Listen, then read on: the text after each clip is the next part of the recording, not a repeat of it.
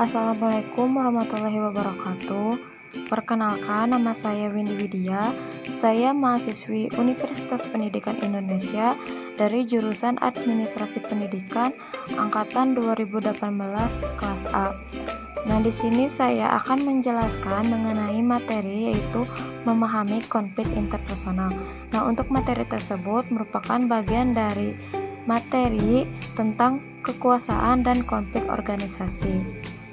Nah, untuk materinya dalam memahami konflik interpersonal ini terdapat sub-sub materi. Yang pertama tentang definisi konflik interpersonal, yang kedua aspek-aspek konflik interpersonal, yang ketiga faktor-faktor yang mempengaruhi konflik interpersonal, yang keempat yaitu keterampilan-keterampilan dalam konflik interpersonal, dan yang terakhir yaitu ada strategi dalam menyelesaikan konflik interpersonal.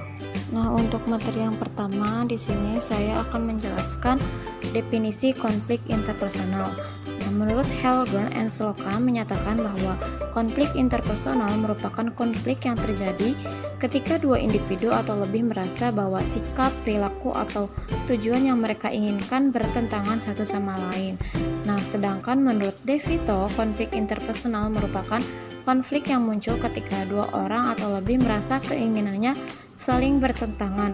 Nah, konflik interpersonal ini melibatkan beberapa individu yang saling bertentangan, baik dalam perbedaan tujuan, nilai-nilai, maupun perilaku yang terjadi dalam hubungan interaksi antar individu maupun dalam pekerjaannya. Dengan demikian, dapat disimpulkan bahwa konflik interpersonal adalah suatu konflik yang terjadi yang melibatkan beberapa orang di mana konflik tersebut saling bertentangan dengan yang lain, baik itu dari segi perbedaan tujuan, nilai-nilai maupun perilaku setiap individu. Materi selanjutnya yaitu ada aspek-aspek konflik interpersonal. Nah, di sini ada 5 aspek dalam konflik interpersonal. Yang pertama yaitu ada an express struggle, yaitu menjelaskan bahwa konflik terjadi saat seseorang mengkomunikasikan perbedaan persepsi dengan orang lain, serta konflik dapat terjadi karena ada peristiwa pemicu. Nah, orang yang terlibat dalam konflik ini memiliki persepsi tentang pikiran dan perasaan mereka sendiri dan persepsi tentang pikiran dan perasaan orang lain. Aspek yang kedua yaitu ada interdependence.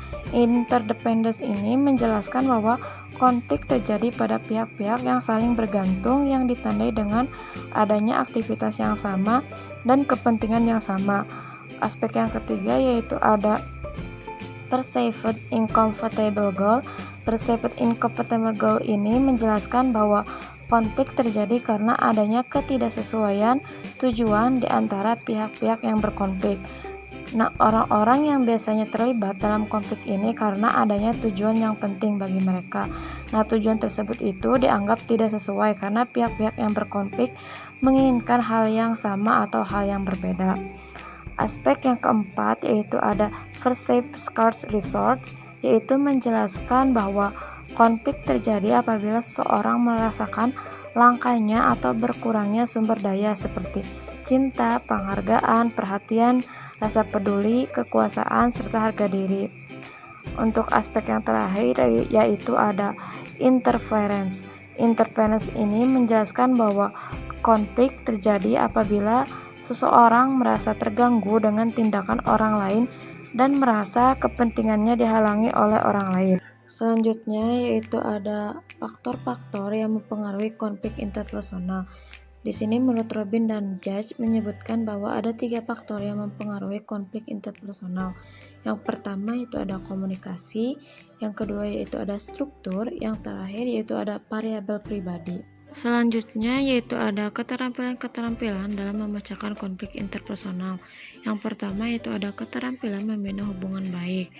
Yang kedua yaitu ada keterampilan memecahkan konflik secara kooperatif, yang artinya dalam penyelesaian atau memecahkan konflik tersebut mengedepankan kerjasama. Yang ketiga yaitu ada keterampilan pengambilan keputusan dan pemecahan masalah ini secara kreatif dan produktif. Dalam proses pengambilan keputusan dan pemecahan masalah secara kreatif dan produktif ini diperlukan beberapa keterampilan di dalamnya, yaitu keterampilan untuk memimpin dan berdiskusi di dalam kelompok. Materi yang terakhir yaitu ada strategi menyelesaikan konflik interpersonal. Strategi di sini ada 5 cara. Yang pertama yaitu ada gaya menghindari, yang kedua gaya memaksa, yang ketiga gaya mengakomodasi, yang keempat yaitu gaya berkolaborasi, dan yang terakhir yaitu gaya berkompromi. Sekian pemaparan dari saya. Mohon maaf bila ada salah kata dalam pemaparan materi ini. Wassalamualaikum warahmatullahi wabarakatuh.